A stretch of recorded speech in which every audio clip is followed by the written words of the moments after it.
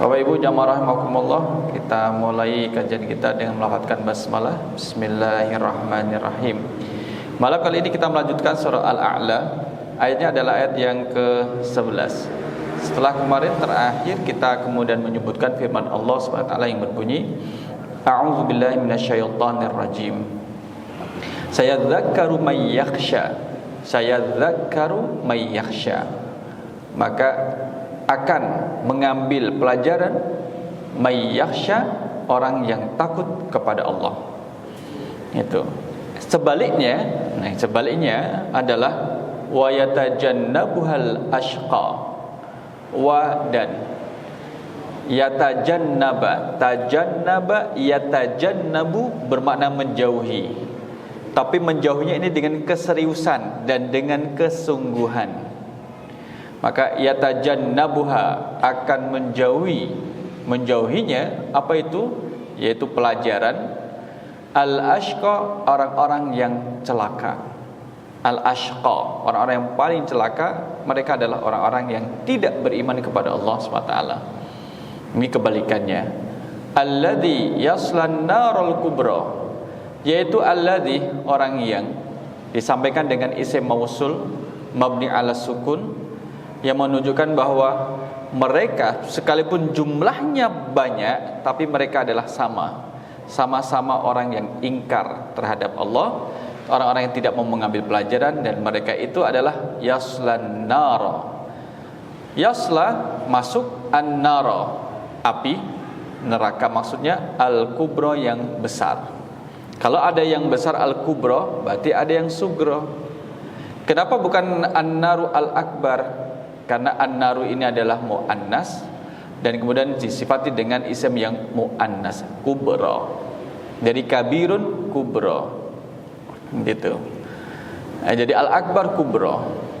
Thumma, kemudian atau selanjutnya, mereka yang berada di neraka itu la yamutu, dia tidak mati, fiha, di dalam neraka, wala, dan tidak pula yahya, hidup di sana. Tidak mati dan juga tidak hidup. Ayat yang 13. Nah, 11 sampai 13 ini jamaah rahimakumullah menggambarkan satu kondisi orang yang kemudian tidak mau mengambil peringatan dari Allah SWT. Mereka artinya adalah mereka yang berani dengan Allah. Dan kalau kita tanyakan pada diri kita sendiri, kita ini termasuk orang yang takut kepada Allah atau orang yang berani? Bedanya apa? Tipis bedanya. Orang yang dikategorikan berani kepada Allah, Allah adalah orang yang melakukan apa yang dilarang oleh Allah. Itu artinya adalah orang berani. Tapi keberanian ini bukan keberanian untuk dipuji. Justru keberanian ini adalah mereka yang kemudian dengan perbuatannya itu menjadikan dia itu dihinakan oleh Allah. Itu beraninya tapi dalam hal yang salah. Kendelnya itu pada kendel yang salah. Kendel apa kendel? Kendel, napa kandel? Maka orang yang takut kepada Allah SWT adalah orang yang kemudian dipuji di sini. Saya dzakkaru may yakhsha, itu yang kemudian dipuji. Bapak ibu-ibu takut nggak sama bapak di rumah? Nggak boleh takut. Takutnya kepada Allah. Bapak-bapak takut nggak sama ibu di rumah? Ya wes. Tapi dalam rangka hormat, kemudian memberikan hak-haknya, bukan yang kemudian takut seperti yang disebutkan di sini. Maka saya dzakkaru may yakhsha, yakhsha yang kemudian 2 minggu lalu kita sampaikan bahwa orang yang takut kepada Allah itu bukan takut kemudian meninggalkan, lari, menjauhi, bukan. Tapi khasya yakhsha itu adalah yang takut kemudian mendekatkan dengan yang ditakuti. Khasya yakhsha, takut kepada Allah kemudian mendekatkan diri kepada Allah. Takutnya kita kepada Allah itu dalam bentuk ketaatan. Kenapa kita taat pada Allah? Karena kita takut terhadap Allah. Kenapa salat? Karena kita takut kepada Allah. Dan memang kita harus takut kepada Allah. Takut juga dengan ancaman dan juga azab yang Allah siapkan bagi setiap hamba yang kemudian ingkar terhadap perintah dan juga larangannya. Tsumma awdahallahu ta'ala minan nahiyatil waqiyyati adami jadwa tadzkiri bin nisbati lil mu'anidin. Jadi memang realitanya jamaah rahimakumullah, dari sisi realitanya adalah orang-orang itu banyak yang tidak mau mengambil peringatan dari Allah. Sekarang gini, Antara orang yang beriman kepada Allah dengan yang tidak, itu lebih banyak mana tahu Bapak Ibu? Yang beriman atau yang tidak? Maka dalam realitanya banyak yang tidak. Banyak yang tidak beriman kepada Allah. Gitu. Belum nanti kemudian diperas. Dari sekian banyak yang beriman kepada Allah, siapa yang kemudian masih banyak melakukan perbuatan dosa dengan yang tidak melakukan perbuatan dosa, atau yang kemudian kurang melakukan perbuatan dosa, kan masih berkurang dan berkurang. Nah, ketika ada kemudian ada risalah, ada perintah dari Allah, ada syariat dari Allah, maka manusia itu terbagi menjadi 3 kelompok dalam menerima panggilan dari Allah untuk beriman. Yang pertama adalah kemudian mereka yang menerima panggilan untuk beriman tanpa pertimbangan, tapi langsung beriman kepada Allah. Rasul menyampaikan risalah ilahiyah kepada orang-orang yang ada di Makkah kala itu. Di antara mereka ada yang kemudian tanpa pertimbangan diajak beriman oleh Rasul, langsung beriman. Menerima peringatan itu kemudian beriman. Kelompok yang kedua adalah kelompok yang kemudian ketika diseru oleh Rasul untuk beriman, menerima, masih mikir-mikir, akhirnya terus beriman. Yang ketiga, ada kelompok yang kemudian ketika diseru untuk beriman kepada Allah oleh Rasul, kemudian mereka menolak. Dan ini adalah ayat ini termasuk kelompok yang ketiga, yang mereka itu menolaknya. Menolak banyak alasan. Karena alasan adalah alasan egoisme, merasa tidak layak, tidak pas Islam itu bagi dirinya, karena dianggap Islam adalah agama yang baru, kepercayaan yang baru, sehingga tidak bisa menggeser keyakinan yang telah mereka warisi dari nenek moyang mereka. Yang kedua, karena alasan egois kemudian yang menyampaikan Nabi Muhammad yang relatif masih muda daripada mereka, yang sudah sepuh-sepuh, yang sudah senior, kemudian tidak mau menerima itu dari anak muda. Yang ketiga adalah lihat latar belakangnya Nabi Muhammad. Dia kan tidak punya ayah, tidak punya ibu, tidak punya backingan, ngapain juga harus ikut. Yang keempat, kemudian dia kan kemudian tidak memberikan jasa pada kita, dan kita tidak ada hubungan hutang jasa terhadap dia, jadi nggak perlu beriman. Itu banyak pertimbangan yang mereka sampaikan. Intinya adalah tidak mau beriman terhadap apa yang disampaikan Nabi SAW. Maka orang-orang yang tidak mau mengambil peringatan ini adalah orang-orang yang asyqa. Bapak Ibu jamaah rahimakumullah, di sekitar kita ini banyak aturan-aturan yang harus kita patuhi. Bagaimana kemudian kita sebagai seorang muslim ada aturan. Ketika kita berada di tengah masyarakat ada aturan. Ketika kita berada di tengah-tengah keluarga kita pun ada aturan. Bahkan di saat kita sendirian pun ada aturannya. Dan ketaatan kita terhadap aturan itulah kemudian menunjukkan ketakutan kita terhadap Allah SWT. Jadi taat, ya kan, lebih taat. Sebagaimana kemudian kita ketahui bahwa apa yang kemudian kita miliki bukan berarti kemudian sesuka hati kita untuk menggunakannya. Harus dengan kehendak dan koridor aturan yang ditetapkan oleh Allah. Orang kaya kemudian kan tidak bebas menggunakan kekayaannya, harus sesuai dengan koridor. Kalau Rasul itu bersabda, boleh seorang muslim itu kaya asal bertakwa. Kalau di kanan kiri kita ada misalkan ungkapan orang kaya mah bebas. Ini pernah dengar itu atau tidak Bapak Ibu? Orang kaya mah bebas, orang kaya mah bebas. Nah, jadi orang kaya itu bebas, suka-suka hatinya mah gimana gitu. Bebas. Artinya kan juga tidak dibenarkan orang kaya kok bebas gitu. Nggak bisa. Dia harus taat terhadap peraturan-peraturannya. Ada kemudian harta kekayaan itu kemudian adalah dipakai untuk ketaatan kepada Allah Subhanahu wa taala. Kan nggak kemudian bebaslah, ini kan uang saya, mau beli apa terserah saya. Mau yang haram ya suka-suka saya, ini duit-duit saya. Tidak bisa Bapak Ibu. Nggak bisa. Sebagaimana kita diberi kesehatan fisik pun demikian. Tidak boleh semena-mena kita gunakan sesuai dengan kehendak kita. Kemudian harus taat. Boleh digunakan untuk hal-hal yang menunjukkan ketaatan. Sama kemudian ketika diberi posisi, amanah, jabatan juga demikian. Bukan pakai aji mumpung kemudian menggunakan sesukanya. Tu'til mulka man tasya wa tanzil mulka mimman tasya. Allah memberikan kekuasaan kepada siapapun yang Allah kehendaki, dan Allah mengambil kekuasaan itu pun dari siapapun yang dikehendaki. Hari ini biasa-biasa, besok sudah dielulukan oleh orang-orang berada di sekitarnya, sudah dihormati. Hari ini dihormati dengan megah, besok sudah menjadi hina, dihinakan oleh Allah. Bisa kan seperti itu kan bisa. Sehingga kemudian kita dengan posisi sekarang ini itu bukan akhir dari perjalanan kita, masih berjalan, kadang kemudian bergelombang, naik turun jalur yang kemudian kita lewati. Inilah banyak peristiwa kejadian alam yang kemudian bisa kita ambil pelajaran, dan bahkan peristiwa yang terjadi di sekitar kita bisa kita jadikan sebagai pelajaran. Dari Magelang kita banyak belajar bagaimana menghormati orang lain, apapun profesinya. Dari Magelang kemudian kita belajar bahwa belum tentu orang profesinya rendah itu kemudian dia pasti rendah. Dan ternyata ini yang terjadi di Magelang sudah sampai di Malaysia dan ditanggapi oleh Perdana Menteri Anwar Ibrahim. Sampai kalau bahasa kita adalah geleng-geleng, kok bisa ya seperti itu. Nah gitu. Nah jamaah rahimakumullah, kemudian kita lihat bahwa wa yatajannabuhal ashqa. Orang-orang yang celaka inilah kemudian menghindari, menjauhi peringatan Allah SWT. Mereka ini adalah alladzi yaslan narul kubra, yang akan masuk ke dalam api yang sangat besar, itu neraka. Karena as-sugra, an-naru as-sugra, api yang kecil itu ada di dunia, dan itu dinisbatkan kepada apinya kita, anak manusia.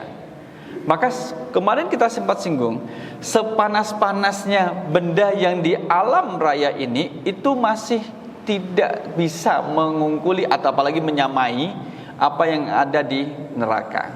Enggak ada. Maka di bawah pembahasan soal Al-Qaryah sudah kita sebutkan, api yang ada pada kalangan anak Adam adalah juz'un min mi'ati juz'in, baru sebagian dari 1/100 panasnya api neraka. Ke tempat kemarin kita menghitung panasnya inti matahari berapa juta derajat Celcius. Bapak Ibu masih ingat 2 minggu yang lalu? 15 juta kata Ghifari, 15 juta derajat Celcius baru inti dari matahari. Dan itu kemudian belum seberapa jika dibandingkan dengan panasnya api neraka. Jadi kenapa kemudian orang yang al-ashqa kemudian diancam dengan api neraka yang sangat besar? Berarti menunjukkan bahwa perbuatan al-ashqa ini adalah perbuatan yang sangat jahat.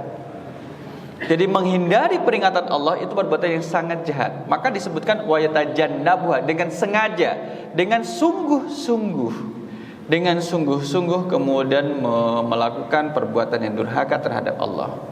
Maka diancam yaslan narul kubra, dia akan orang yang akan memasuki api neraka al-kubra yang besar.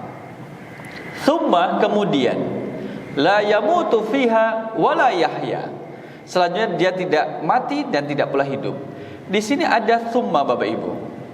Kenapa kemudian tidak fala yamutu wala yahya gitu, menggunakan fa? Tsumma itu memberi makna at-tarahi. Ada jedah waktu antara perbuatan dengan balasan, ada jedahnya, ada jedah waktu. Kalau huruf fa idza faraghta fansab wa ila rabbika farghab, antara satu dengan setelahnya itu sangat mepet. Jadi kalau selesai satu kegiatan, langsung segera berpindah pada kegiatan yang lain. Selesai dengan satu ibadah, berpindah pada kegiatan berikutnya. Kali ini ada summa. Dikarenakan pada ayat sebelumnya itu Allah mengancam perilaku mereka di dunia. Alladzi yaslan narul kubra. Ini ancamannya, dan mereka masih ada di dunia. Kemudian ketika mereka sudah mati, orang-orang yang kemudian menentang Allah itu adalah mati, masih menunggu proses masuk dalam alam barzakh. Kalau sudah di alam barzakh, masih nunggu proses sampai terjadinya hari kiamat. Kalau sudah terjadi hari kiamat, maka nanti akan dibangkitkan. Setelah dibangkitkan, baru akan dikumpulkan. Setelah dikumpulkan, baru nanti akan dihisab, dan kemudian baru dimasukkan ke dalam an-narul kubra. Proses itu ada waktu yang dilewati, maka Allah menggunakan kata thumma, karena ada jedahnya. Ayat 13 jamaah rahimakumullah menggambarkan bagaimana kondisi orang yang al-ashqa, orang yang kemudian celaka, orang kafir, kemudian keadaan dia berada di neraka. La yamutu, dia tidak mati. Mata yamutu, menggunakan fi'il mudhari. yang memberi makna yufidu at-tajaddud wal istimrar, terus menerus. Selama di neraka tidak akan mati.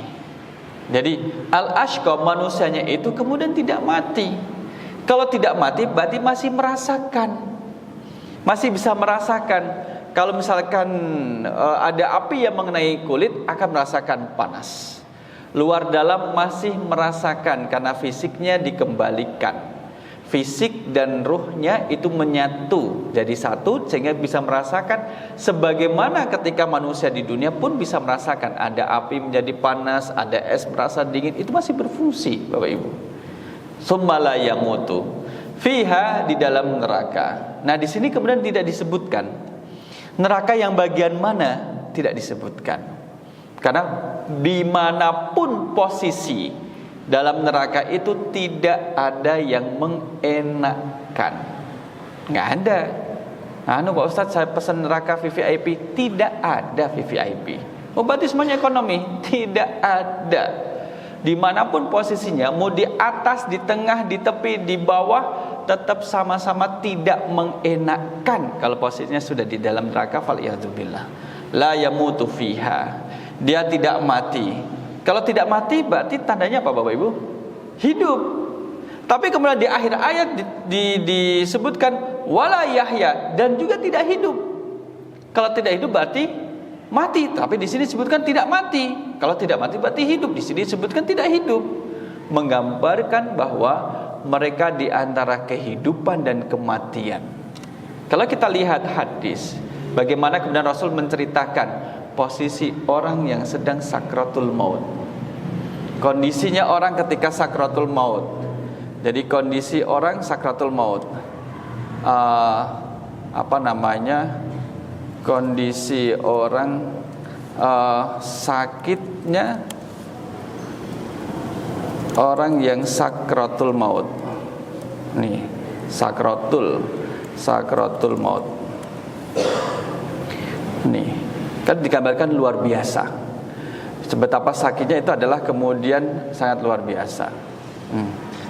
Jadi kemudian sakit, orang kalau merasakan sakit dalam hidupnya, maka akan beda dengan sakit di saat dia sedang mengalami sakratul maut. Rasul menggunakan ilustrasi sampai kemudian bertanya pada malaikat Jibril, wahai malaikat Jibril, apakah seperti ini sakitnya ketika sakratul maut yang akan dirasakan oleh umatku? Benar ya Rasul. Maka berikanlah semua rasa sakit itu dari umatku kepadaku, agar umatnya kemudian tidak merasakan sakit. Itu pun sekarang ini, kalau yang sakratul maut kan menggambarkan betapa sakitnya, sangat sakit yang tidak pernah dirasakan dalam hidupnya. Nah, la yamutu fiha wa la yahya ini adalah rasa sakit, azab yang ada di neraka, belum pernah mereka bayangkan, belum pernah mereka rasakan sebelumnya. Tidak hidup dan juga tidak mati.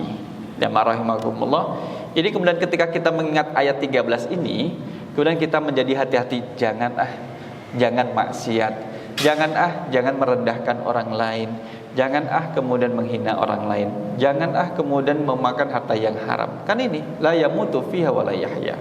Maka di awal tadi kita sebutkan, ketika ayat ini mengajak kita untuk takut kepada Allah, jangan-jangan ada yang berani kepada Allah, yaitu kemudian melaksanakan apa yang dilarang secara diam-diam.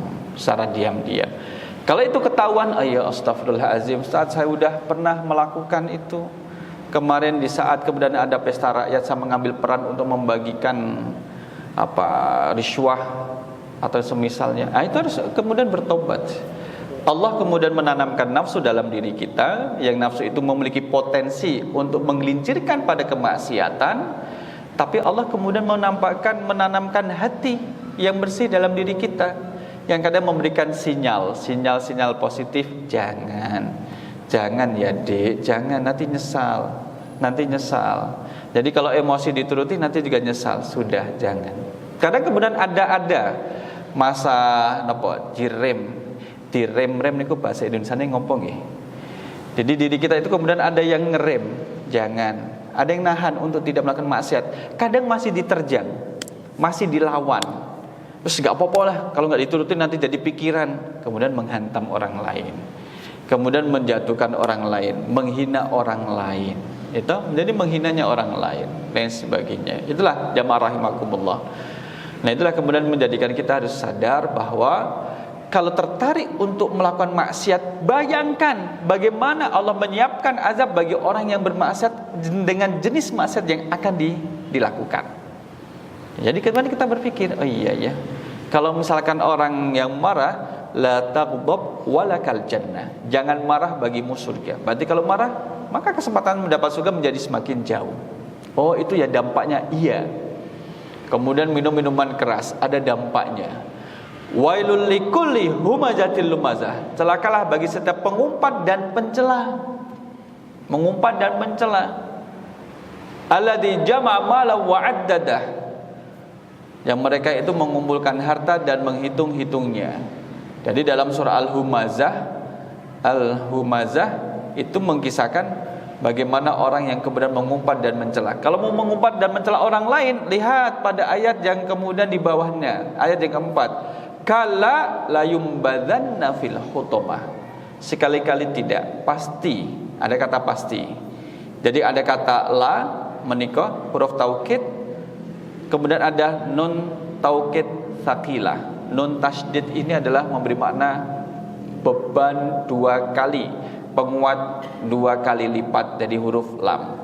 Maka diartikan pasti, benar-benar, dia akan dilemparkan ke dalam neraka hutamah. Jadi ingat, oh iya ya, saya tidak mau ke neraka hutamah, udahlah, nggak usah diladeni, nggak usah kemudian dilayani.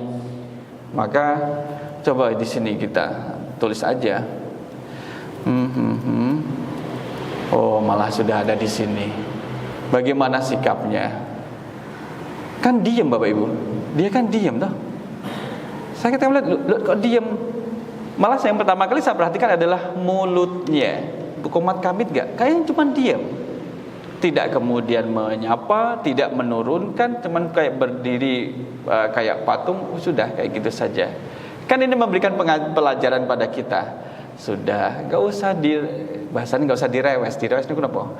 Gak usah diladeni. Sudah, mungkin di tempat lain pun akan ditemukan Pak Sun Haji seperti ini di tempat lain, mungkin, ya kan? Mungkin di tempat lain.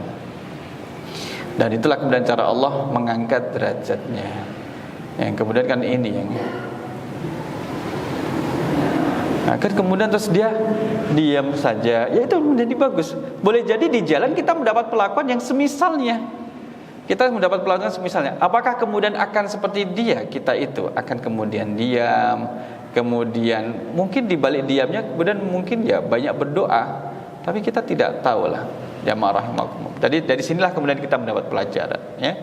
Dan kemudian terus tadi sore apa kemarin menyatakan diri mundur dari posisinya sebagai utusan khusus. Berarti Bapak Ibu ada lowongan nih, monggo. Monggo ada lowongan. Tadi saya pikir juga gitu, oh iya ya ada lowongan juga ya. Nah, jamaah rahimakumullah, kemudian kita lihat adalah tsumma la yamutu fiha wa la yahya. Oleh karena itu adalah wa yatajannabu dzikra wa yub'idu anha al-ashqa.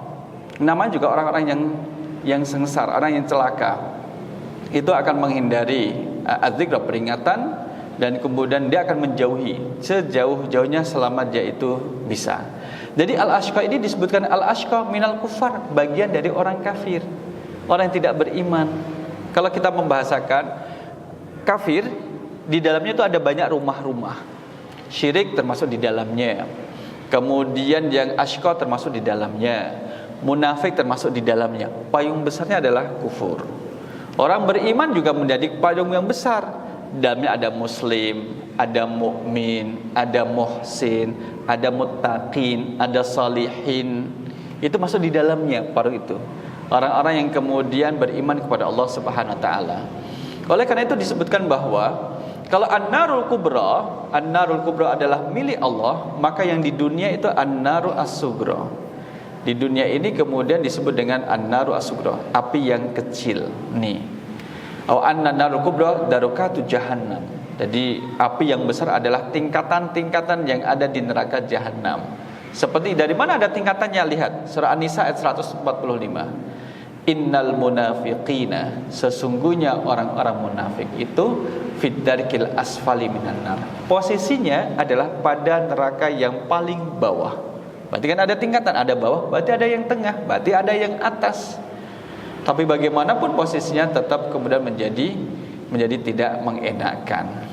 Nah, jamaah rahimakumullah, waladhi yaslan naral kubra yakhludu fi adzabiha, dikatakan kekal. Orang yang Allah masukkan ke dalam neraka itu adalah yakhludu fi adzabiha. Mereka kekal dalam mendapatkan azab dari Allah. Kenapa demikian? Kenapa kekal Bapak Ibu? Mungkin enggak dia akan keluar dari neraka orang-orang yang asyqa ini? Tidak, karena dia bagian daripada kufar, orang kafir. Dan orang kafir itu berarti sama sekali tidak ada keimanan kepada Allah sekalipun sebesar biji zarrah. Sedangkan dalam hadis pernah disebutkan Allah kemudian berfirman kepada malaikat, akhriju man fi qalbihi mithqala khardalin minal iman. Wahai malaikat, keluarkan dia dari neraka. Setelah sekian lama disiksa di neraka, keluarkan, karena di dalam hatinya masih ada keimanan, meskipun kecil, tapi dia beriman. Dan dikeluarkannya dari neraka setelah sekian lama, dibersihkan dari dosa-dosanya sehingga masuk ke surga tanpa ada dosa lagi. Tapi kemudian kalau kita ditanyakan kan, Bapak Ibu mau ke surga pakai transit dulu di neraka atau langsung? Maunya kan kita langsung kan? Leres napa boten? Nggih. Tapi kemudian kita sadar berarti kalau kita ingin langsung, maka kita harus sadar jangan-jangan yang perbuatan yang kita lakukan ini menjadikan kita transit dulu. Nah, itu yang kemudian harus dihati-hati. Masalah dalam urusan bisnis, jangan sampai bisnisnya itu menjadikan dia transit dulu. Dalam masalah dunia pendidikan, jangan sampai menjadikan transit dulu. Dalam berinteraksi di dunia pertanian juga demikian. Kita tidak ingin transit di neraka meskipun hanya sesaat. Tapi sesaatnya di neraka kan beda dengan sesaatnya yang ada di dunia, gitu. Nah, jamaah rahimakumullah, innal munafiqina fid darkil asfali minan nar. Fayastarihu mimma huwa fi minal azab. Tidak ada tempat istirahat sekejap pun di neraka yang dia itu orang itu bisa lengah dari azab Allah. Enggak ada. Terus bertubi-tubi kemudian Allah azab. Wala yahya hayatan thayyibatan hani'atan. Enggak pernah akan merasakan hidup di neraka dengan kehidupan yang kemudian nyenyak meskipun cuma sesaat. Atau kemudian merasa bahagia, senyum pun tidak. Gak bisa, betapa sakitnya, betapa perihnya ketika berada di neraka, ya. Maka kalau kita lihat surah Fatir ayat 36, surah Fatir di sini kita lihat surah 35. Surah Fatir ayatnya adalah ayat yang ke-36. Kita lihat, kita tutup. Oke.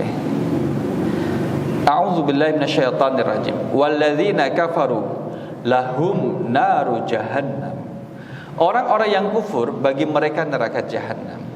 La yuqda 'alaihim fayamutu wa la yukhaffafu anhum min 'adzabiha.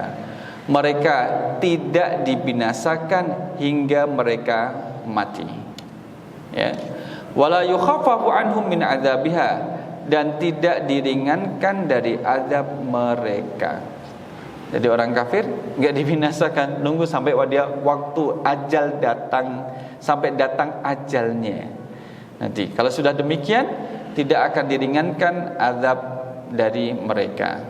Kadzalika najzi kulla kafur. Demikianlah kami membalas setiap orang yang kufur. Jadi sudah jelas Bapak Ibu, nikmat yang Allah berikan pada kita adalah nikmat iman. Maka dirawat, jangan sampai kemudian lepas.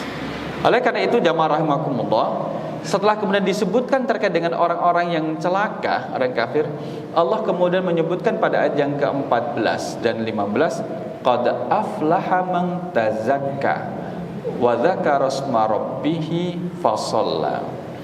Kita lihat di sini terjemahannya.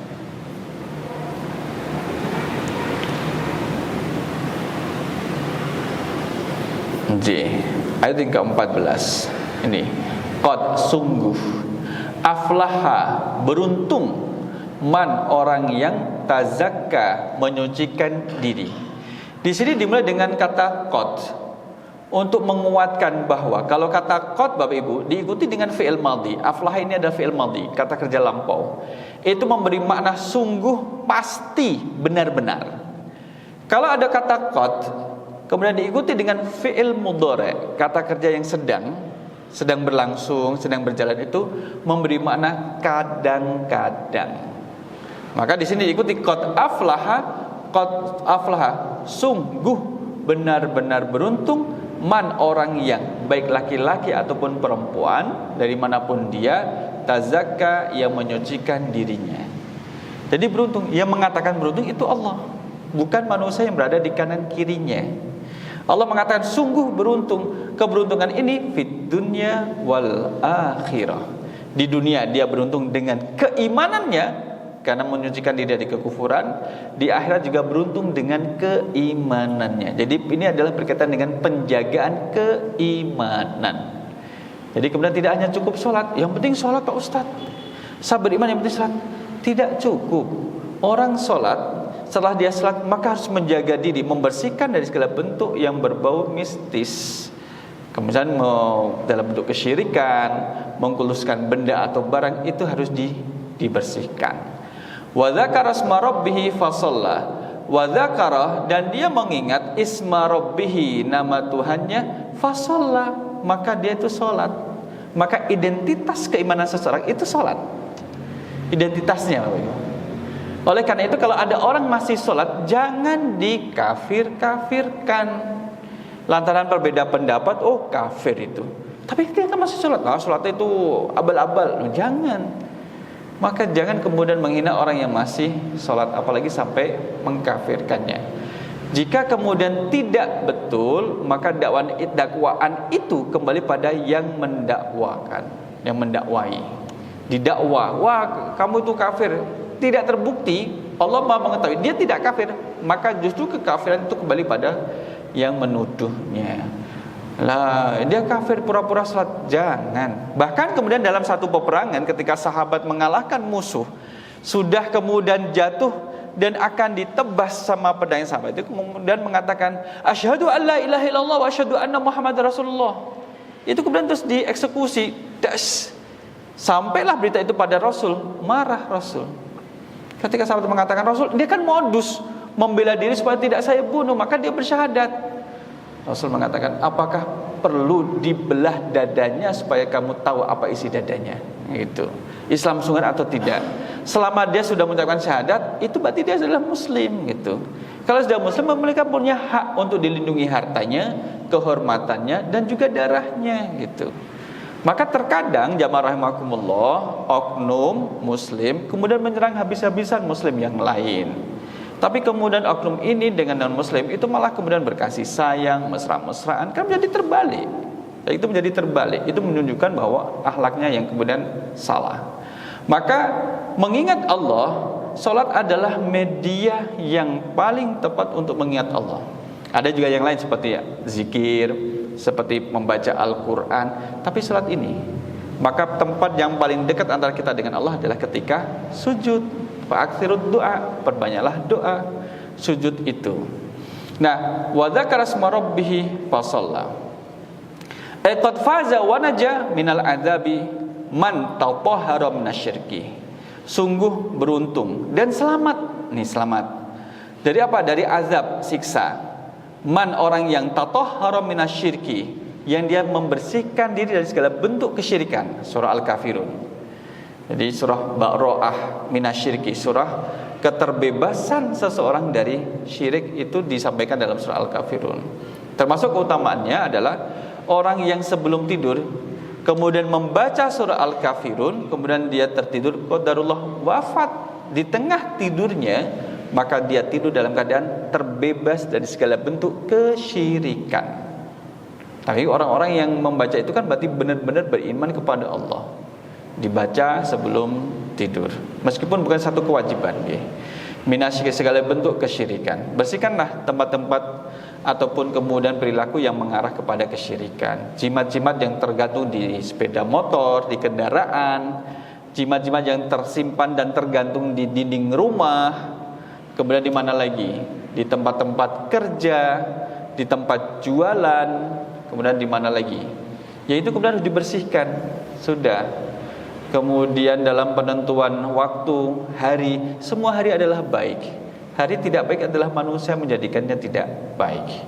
Wah, ini wetonnya beda ini. Dinten setun niku wetone pinten Bapak Ibu? Nilainya pinten setun niku? 9. Kemudian pasaran yang paling sungguh Pahing nopo? Pahing itu kan 9 toh? 9. Jadi kalau dia lahir itu di Setu Pahing, kuwi wetone nah niki Bapak Ibu. Jadi dinten Minggu itu nilainya 5. Senin 4. Selasa 3, Rabu 7, Kamis 8, Jumat Setu niku 9.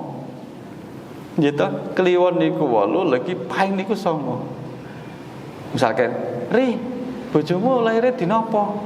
Setu Pahing lek. Wih, wetone gede kuwi. 9 tambah 9. Gunung Jugruk Segara Asad, Gunung Jugruk Segara Asad, Gunung Jugruk Segara Asad wis 12, Gunung Jugruk Segara Asad 16, Gunung Jugruk. Wetone Jugruk. Jadi ngitungnya pakai ini. Saya pernah kursus. Ketemu simbah-simbah, berapa bah hitung-hitungnya? Ternyata ada di sini. Nah, penjumlahan weton 8 tambah 18. Wah, ratu ya, tadi ini malah ratu. Pegat ratu, jodoh, topo, tinari, padu, sujanan, pasti pegat ratu. Gitu Gifari ya. Jadi kemudian tidak usah pakai kayak gini, nggak usah. Kita berislam, hari itu adalah baik. Gak usah kemudian dihitung ngapain.